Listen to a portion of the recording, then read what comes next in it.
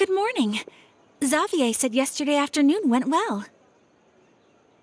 Yeah, and how about you, Ayaka? What were you up to yesterday? After we split up, Ayato went to see Udex Nervillette at the Palais Mermonia.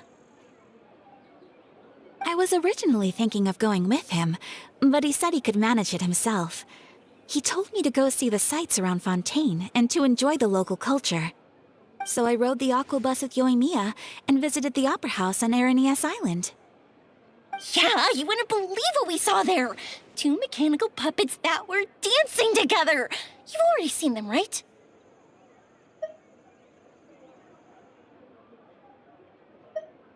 Yeah, those two! Amazing, aren't they? We sat and watched for quite a while. It was mesmerizing, like we could keep watching them forever. Oh, it was the same for us the first time we saw them, too! Afterwards, we went swimming at the beach! Well, diving, to be exact. It was the first time I ever breathed underwater! I held Ayaka's hand and we counted down together. 3, 2, 1, and then splash! We were beneath the waves.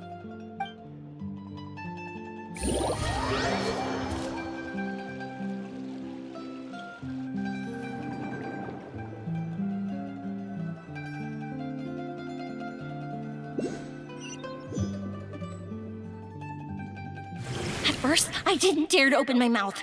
But once I couldn't hold my breath any longer, I decided to take a big breath in. Turns out the water wasn't as salty as I imagined. It didn't really taste like anything at all. Before I knew it, I was breathing like normal down there. It was an amazing feeling. Ayaka said I was too nervous and needed to loosen my grip. She got used to everything way faster than I did. I knew that the Traveler could do it, so I had no doubt we could do it too.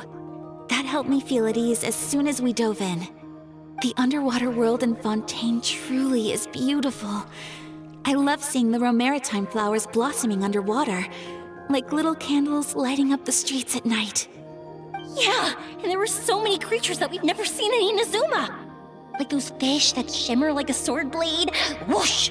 Oh, and those big fish that call when they see people. Ooh. Oh, you mean hunters, rays, and blubber beasts! I just love the name Blubber Beast. Just wait till Pops and the others hear about this. They probably won't believe a word I say.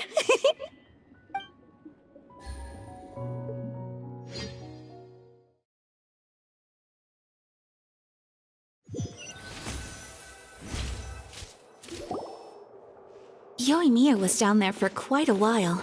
It was dark before we finally rode the aquabus back to the city. I figured she'd want to sleep in today. Yeah, even I was worried that I wouldn't be able to get up. I still felt like I was drifting in the waves when I went to sleep last night.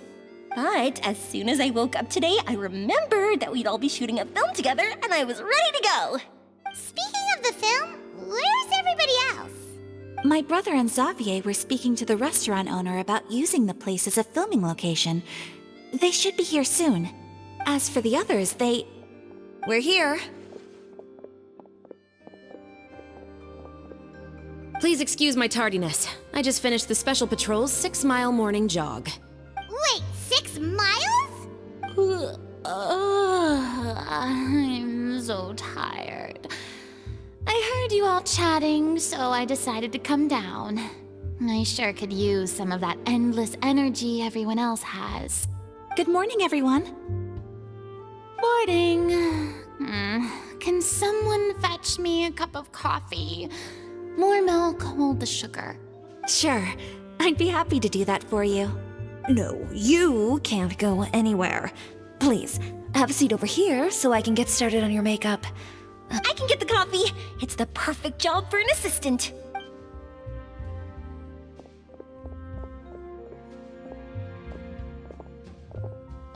So much energy. Seriously, what's her secret? Oh, Yoimiya's always like that. But you sure look exhausted, Furina. It's because you're not used to waking up so early, huh? Of course not. I spent the whole night reading the novel from cover to cover, marking sections that either need to be omitted or adapted. Wow, Paimon didn't expect you to be so thorough. Well, I was the biggest star in all of Fontaine after all. It takes more than just a pretty face to earn a reputation like that. I know how to get serious when the situation calls for it. I went all out when I was acting as an Archon, so why wouldn't I do the same for my own life? Here's your coffee, Director Furina.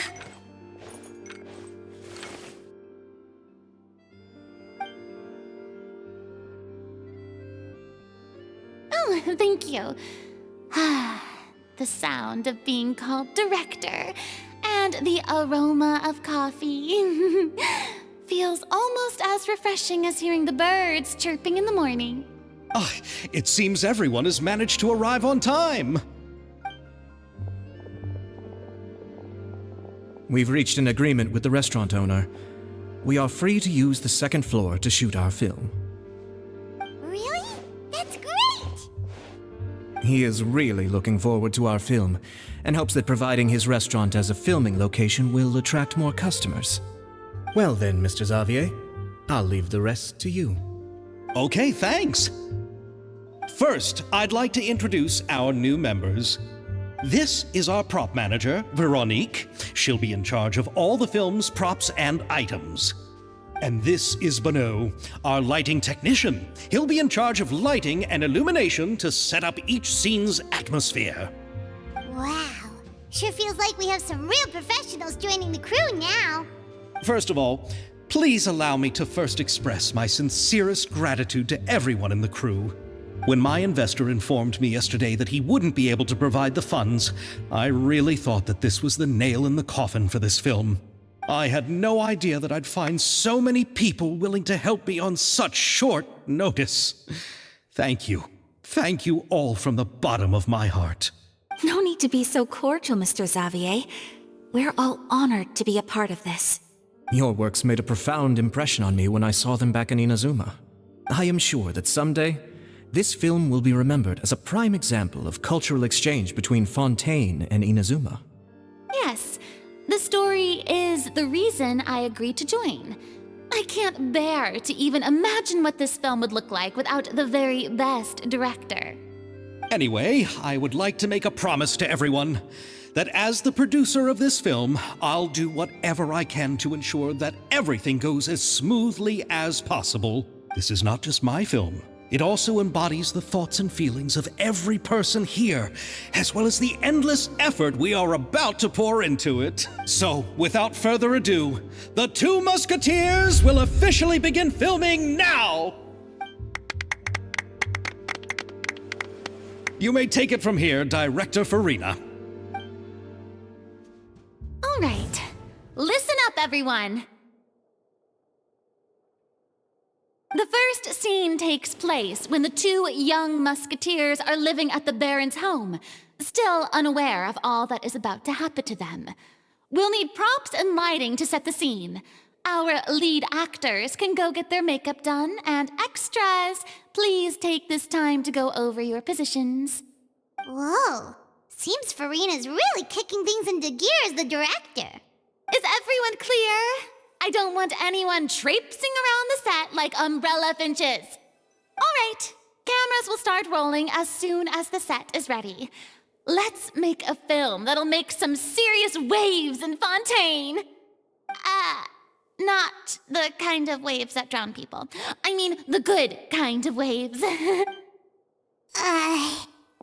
like she's still a bit traumatized by that. Anyway, let's go see if there's anything we can do to help.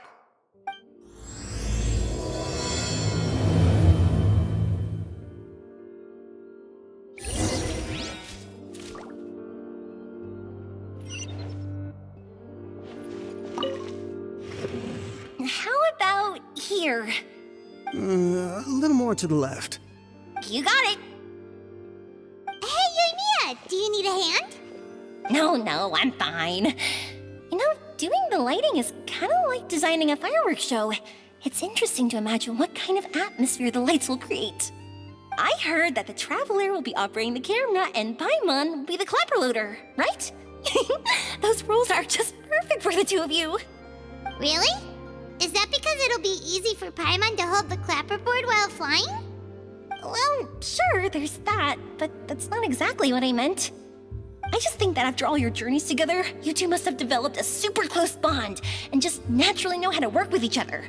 If I'm not mistaken, the director will want the cameras rolling as soon as the clapperboard goes clack.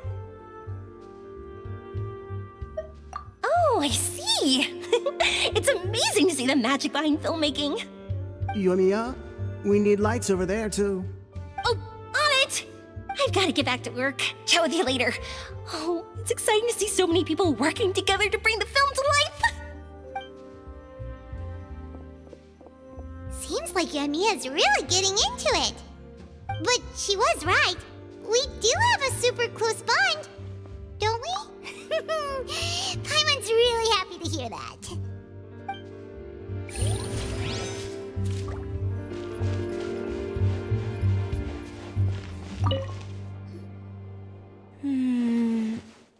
Ayaka has mentioned you to me before.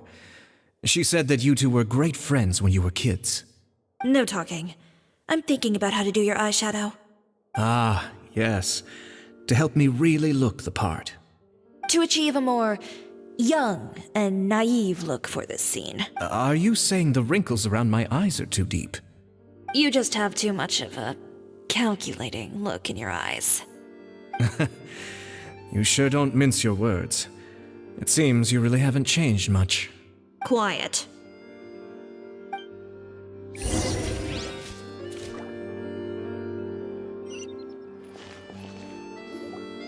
So, this is a real musket? No, it's just a prop weapon. Not bad. Have you seen a real musket before? Only in books and newspapers.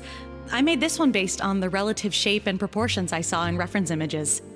When we're filming, some special gunpowder will be applied around the muzzle, which will help create the flash and smoke effects of a real gun being fired. Which means it'll be up to the actors to portray the recoil. That's right. The sound effects for gunshots will also be added in post-production. Thank you, Veronique. I think I know where to start now. However, the musket's gears and firing pin could still use some work. Adding some wear on the metallic components will make them appear more realistic. Also, be sure to rub the muskets with some oil each time before we start shooting. That'll give the impression that the firearms have been well maintained. Good point. You seem to know a lot, Miss Chevreuse. I assume you use these types of firearms on a regular basis? Yes, I perform routine maintenance on my weapons every day. Just like we as people need to eat and sleep, muskets need to be cleaned and maintained. I also perform similar care for my sword every day, and familiarize myself with its shape and weight, to the point where it feels like a natural extension of my body. Yes, this way, our weapons will never betray us in the heat of battle. Yes, well said. It seems we have the same philosophy on this topic. Oh, sounds like they found a common interest to talk about. Though these props differ from the muskets I use, I can still give you some pointers. Good. I look forward to your instruction. First and foremost, never point the weapon at anyone, regardless of whether it's a real or prop weapon or whether you're holding it or it's on the table. This holds for any time when you're not actively engaging an enemy. Okay, understood. When aiming the musket, extend your arm so that it's level with your shoulder and use your eye to look down the weapon's sights. Like this? Not bad. Now, try saying your lines. This is the end of the road for you. Good. Now turn your body a little. That way, you'll give your enemy less of a target to work with. And relax your shoulders. Here, allow me to demonstrate. This is the end of the road for you. Huh. Excuse me, Miss Chiori. Director Furina, there's something I wish to discuss with you. Oh? What is it? Like this? Yes, much better. What do you think? I do see your point. But are you sure you wish to do this? I believe it would be most fitting. Well, if you insist. All right, I understand. Miss Ayaka, Miss Chevreuse, could the two of you please come over here? Huh? What's going on? Are we gonna start filming now? Let's go see. What is it? I have a question for you, Miss Chevreuse. Would you be willing to play the role of a musketeer? What? To clarify, I would like to turn over my role to Miss Chevreuse. But brother... Don't worry, Ayaka. I actually view this as a good thing. I was becoming troubled trying to set aside some time to speak to the staff at the Palais Mermonia. I would like to have some conversations about the cultural exchange between our two countries, and I've heard that the bureaucratic process here can get rather complicated. Now, I will be able to focus on my work. Besides, you also know that I'm not really one for public performances. Are you really sure? From a director's point of view, I also felt like the relationship between the two musketeers in the original story could be improved. The older brother in the story plays the lead role with his overbearing character, but this causes his character to overshadow that of his sister, and the theme of the two supporting and relying on each other isn't conveyed very well. But if we were to change the siblings to two sisters of a similar age, then that aspect of the story might come through more clearly. Also, I've seen you instructing Ayaka. That cold and dignified personality is exactly what we need for the older musketeer. Of course, even with all these insights, the decision should still be made by Miss Chevreuse. Chevreuse mentioned that she really likes the story, right? Paimon bets that she'll take the role. All right, I'll take the role. Good. It's decided then. I'll get started on making edits to the script. We'll also need to make some immediate adjustments to the lighting, props, and costumes. I have a feeling that our adaptation will be even better than the original story. You're doing a great favor for me, Miss Chevreuse. You have my gratitude. Don't mention it. I like this character, so if anything, I should be the one thanking you. Well, since my brother is the one who brought up the idea, I suppose there's no need to worry. Let's go, Miss Chevreuse. I look forward to working with you. Please, just call me Chevreuse.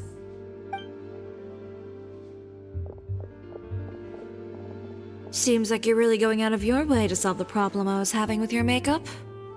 Surely you jest, Chiori.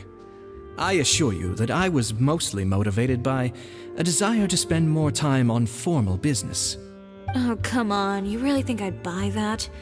According to what I've heard from Ayaka, her brother is someone who can juggle 10 different matters at the same time.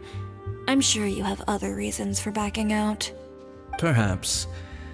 Ayaka always said she wanted to go out and see more of the world, just like the Traveler. But I feel that she needs not only to see other nations, but also to make some different kinds of friends. I think it... Alright, go on. Spoil her some more. Ayato! It's too bad you're stepping down from the role. Paimon really wanted to see you act as a musketeer. No need to poke fun at me. I'd wager that you also felt that I wasn't the best candidate for the role. It's a little hard for Paimon to imagine you saying those lines. Yes, I've made an appointment to meet some people from the Palais Mermonia. Now, I will have some more time to prepare. Traveler, get the camera ready. Paimon, get the clapperboard.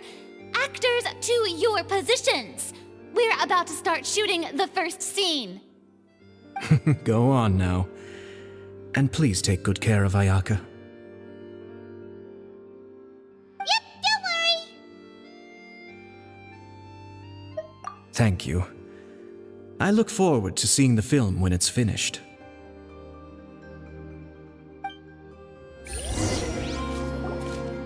All right, now that we're all here, let me help set the scene for everyone. The first scene takes place when our two main characters are still living at the Baron's estate.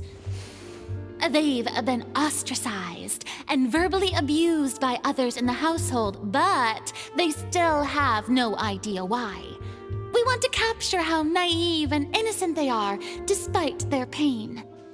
Chevreuse will be playing the role of the older sister, Tulipe, and Ayaka will be the younger sister, Iris. Be sure to get close-ups of the main characters at the right moment. Silence on the set! Lights! Camera! Action! Let's go!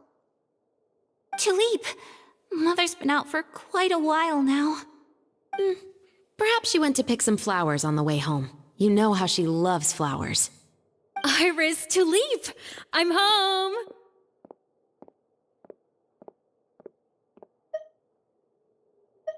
Mother! You were out for so long, we were beginning to worry about you. I'm sorry, but I'm back now, safe and sound. Here, I brought your favorite treat, apple turnovers. Mother, what are those bruises on your hand?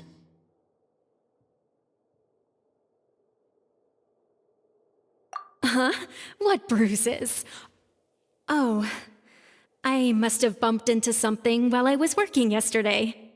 But I didn't notice them this morning. Then perhaps they're from when I accidentally tripped when I was out just now. By the way, did you have fun playing at home? What's the matter, Iris?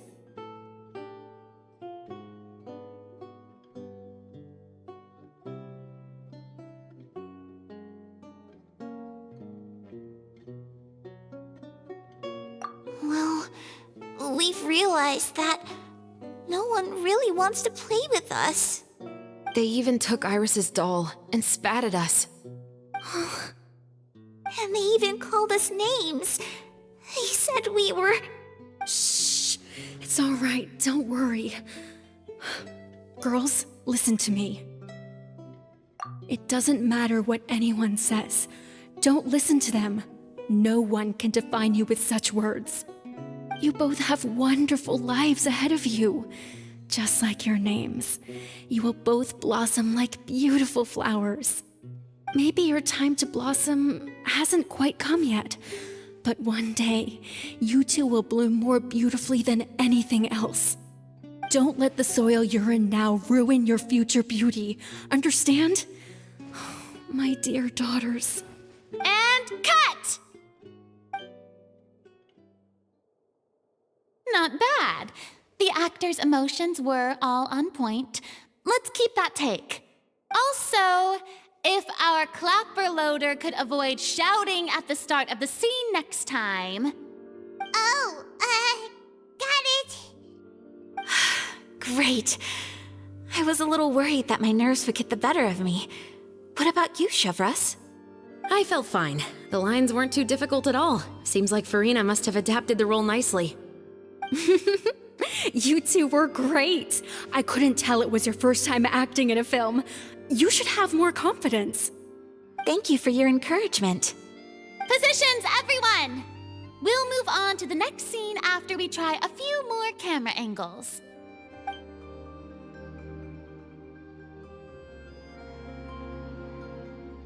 This scene is when our two characters return home, only to discover their mother has been murdered. Ready? Lights! Camera! Action! Mother, we're back! Mother?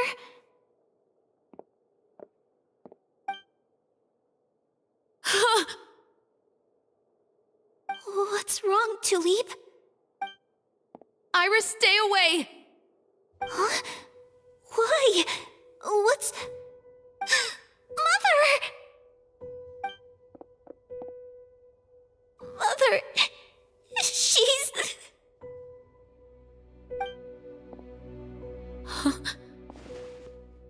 There's poison in this cup. Huh? I could have sworn I've seen this kind of cup before.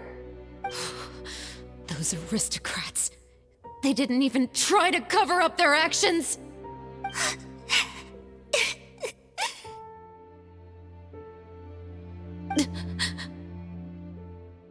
Iris, we need to leave this place.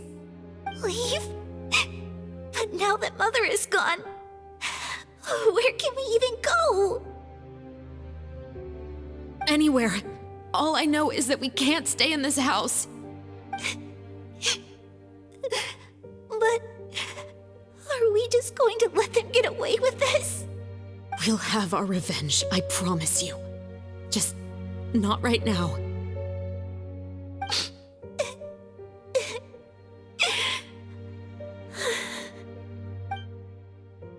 Come on, let's go. No, wait. We can't just leave Mother here like this. At least let me leave this rose with her. That's why we went out in the first place. To buy her this flower. All right. Goodbye, Mother. We'll avenge you. Someday. And cut! Beautiful! Great performance! Oh my, you're so amazing, Ayaka! And were those real tears I saw? How did you do it? I was surprised too.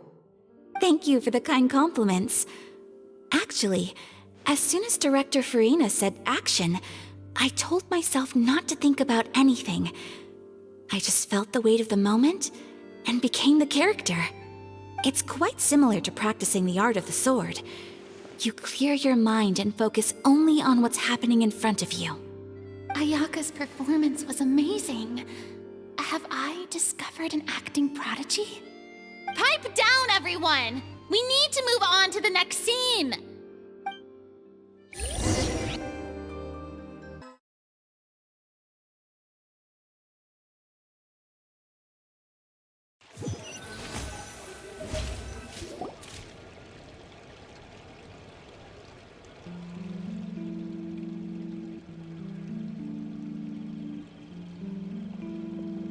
Huh? Are we done already? But Paimon wants to keep playing with the clapperboard. How do you feel, Traveler? Is your arm sore from holding the camera all day?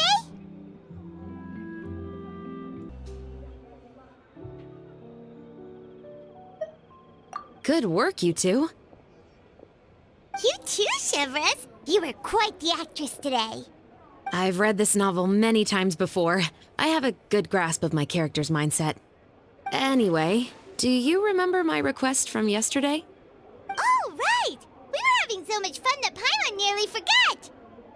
You have a case where the murders seem really similar to the cases in the novel, right? So, how are they similar exactly? In the story, the main characters grow up to become two musketeers, always using their guns to carry out their revenge. And on each of the victims, they place a rainbow rose as a signal that they've returned. Yes, that's correct. We found rainbow roses just like in the novel. Seems like you're connecting the dots now. Oh, that does sound pretty concerning. Especially after seeing the script today. Ooh, now Paimon can't stop wondering what kind of ulterior motive the murderer might have. What do you think, Traveler? You're smart. Paimon wants to hear your thoughts.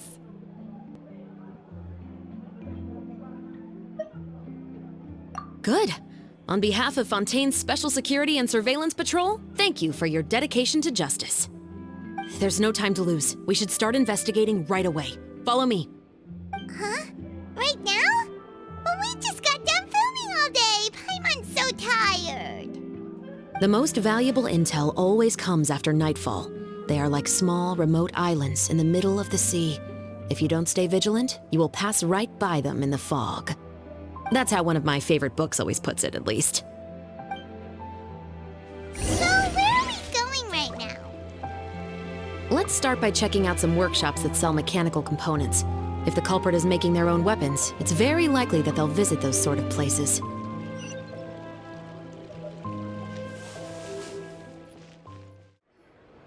Welcome to LeChaux's Clockwork Workshop. How can I help you? Hello. I'd like to know if anyone has purchased some special components lately. Special components? Sorry, could you be more specific? I mean the kind of components that aren't typically used for Clockwork toys, but for firearms. Huh? For firearms? No, we don't sell those sort of things here. Don't misunderstand. I'm not here to cause any trouble. We are merely investigating a case, and we're hoping that you could cooperate. Well, to be completely honest, I'm not even sure what kind of components that would entail. Has anyone ever purchased components here as an individual rather than on behalf of an organization? We have a lot of customers who buy toys, but those who buy components are all regular customers who buy in bulk on behalf of their organization. Is that so? I understand. Thank you for your cooperation. You're welcome. It's the least I can do. Oh, hey, Chevreuse. Run out of oil for your musket again? Hello, Estelle. I want to know if anyone has come to your shop recently to order some firearm components. Oh, is this another case? Let me think. I don't think so. Some people have requested that I make some prop guns for the Fontaine Film Festival, but I refused all of those requests. Oh, why's that? Because there's no profit! I only make things here that can do some real heavy lifting. I don't have the energy to make some new molds just for the festival. Then has anybody come specifically looking for mechanical components? Well, I usually sell off my scrap to the Fleuve Cendre. I don't typically give them to one specific person. I understand. Thanks for your cooperation. Don't mention it. Always happy to have the Musketeers' patronage. Seems like we haven't found any leads to go off yet. Yeah, unfortunately. All right, let's head to Fleuve Cendre next. Huh? Are you sure? People might not be so thrilled to see the captain of the special patrol there. You think so, huh? Then I guess you don't know. Huh? Know what? That I grew up in Fleuve Cendre.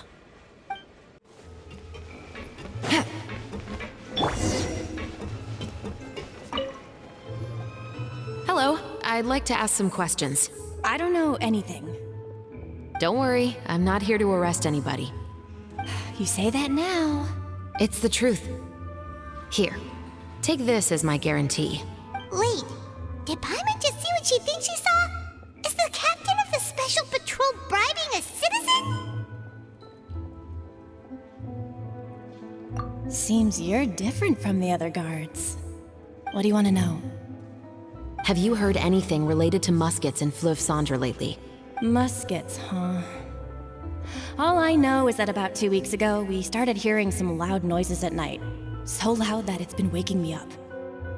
Were they gunshots? Possibly. It's hard to tell around here. Someone's house collapsing, a pipe exploding somewhere, it's all the same. But the noises I'm talking about definitely happened after I fell asleep. Do you know where the noises were coming from? I don't remember clearly. Is it that you don't remember, or that you need to think about it some more? You tell me. Then please, think about... She's giving her even more Mora! The noises came from the end of the Southern Waterway. I came out and had a look for myself when I wasn't sleeping well, but I didn't dare get too close. That's all I know. All right, I'll take your word for it. Thanks for the pâte de fruits.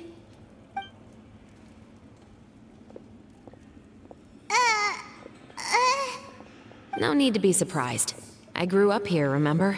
I know how to get people around here to talk. Seems you catch on pretty quick. Now then, let's keep going.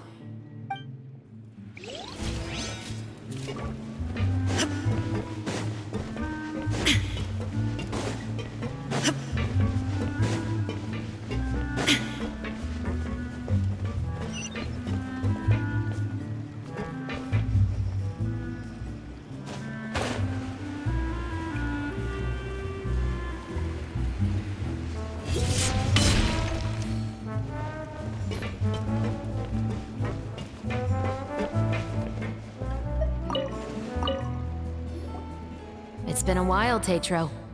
Please, just get on with your request. I want to know if you've heard anybody talking about muskets lately. Information isn't free, you know. I've heard that bandits have been extremely active in the countryside recently, and they've been affecting the delivery of goods to Poisson. I can allocate some more manpower to help out with that problem. What do you... You're still as helpful as ever. One of our men got drunk at dinner about a month ago and lost his gun. 3 days later, it turned up in the corner here. What's weird about that? He just forgot where he put it, right? This is Fleuve Cendre, my friend. Anything of value left in the tavern won't ever make it to the next day. But that gun turned out to be an exception. It didn't get any new wear and tear on it, and didn't even appear to have been fired. We were quite mystified as to what could have happened. I suspect it came back because the weapon was already known to the guards. You mean, a criminal was afraid the Marechaussee Phantom would use the shot marks to track them down? Maybe. But if that's the case, the culprit really took great care to avoid getting caught. I didn't say anything about a criminal. In Fleuve Cendre, knowing who was killed is as easy as knowing what clothes you're wearing today. It's the guy living in the east side, isn't it? I've never liked him. Every time he's here, he just orders a drink and sits there with a nasty look in his eyes. So, who was the one who lost the gun in the first place? Don't bother. Even if you ask, he wouldn't admit to owning a gun to some strangers. Not to mention the captain of the Special Security and Surveillance Patrol. He's right. I know you grew up here, Chevreuse. Even though you're on good terms with the Spina, you've still been gone too long. Not many people know you here now. I know. So take my advice and don't show your face too much around here. It's for your own safety. I'll come and go as I please. And I'm afraid I'll be appearing more often due to my work. All right. Don't say I didn't warn you. What's all this? Some broken planks and barrels, as well as some liquor bottles? Yes, but have a closer look, Paimon. Hmm? Even though somebody has purposefully tried to clean them up, these are obviously marks from musket bullets.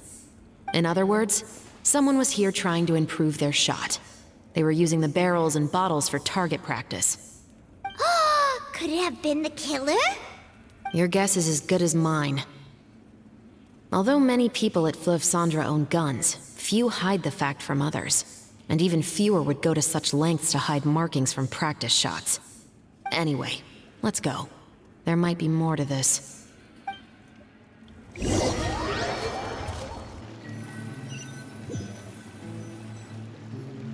Seems like that's all we'll be able to uncover for today. Paimon feels like we managed to learn a lot more here than up on the surface. Yes. Assuming that everything we found is indeed connected to our suspect, then their timeline was probably something like this. A month ago, our suspect found a gun and took it home to disassemble it. Once he'd figured out its mechanics, he brought it back. In the following weeks, he used some parts to create his own makeshift musket, and took it to the Fleuve Cendre for target practice. Then, a few days ago, he found his target and carried out the murder. Once the deed was done, he left a rainbow rose on the body, just like the scene in the novel. That all makes sense to Paimon, but we're still no closer to figuring out the killer's identity. The deceased was a resident of Fleuve Cendre. It's said that he was a poor, solitary man.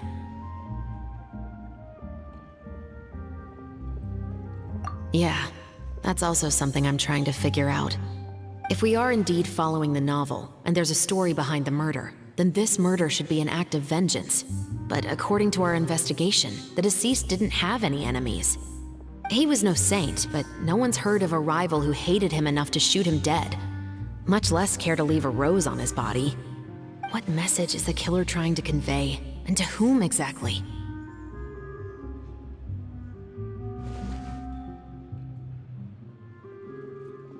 We've thoroughly investigated that possibility. He claims to have spent the whole day at the Opera House on the day of the murder, and the staff there have confirmed his account. Okay, so he has an alibi. Not only that, he lacks a credible motive as well. He has a family of his own, and both of his parents are still alive. I've looked into his records. He was adopted at the age of 6, and all the proper procedures were followed. There are also records of him at an orphanage before then. In the story, the mother of the 2 musketeers was murdered after the children turned 10. Of course, he could have changed the children's ages, but I don't want to assume anything without evidence. More importantly, I've also had a chat with him in person. He didn't seem like the kind of person who would pull the trigger to kill a man. Then, what should we do now? We have all this new information, but it doesn't help us move forward. Investigations take time. I didn't expect us to catch the culprit in just a single day. How about this? Let's spend the next few days filming with the crew. We can continue the investigation once we're done with the film. I'm sure that given time, new leads will present themselves. Wait, but weren't you saying Intel is like small, remote islands in the middle of the sea just a moment ago? Wouldn't you just miss them if you were to stop looking? Ah, but the book had more than one reference to the islands, Paimon. Oh? What else did it say then? As long as you spend enough time sailing through the fog, you'll eventually come across an island.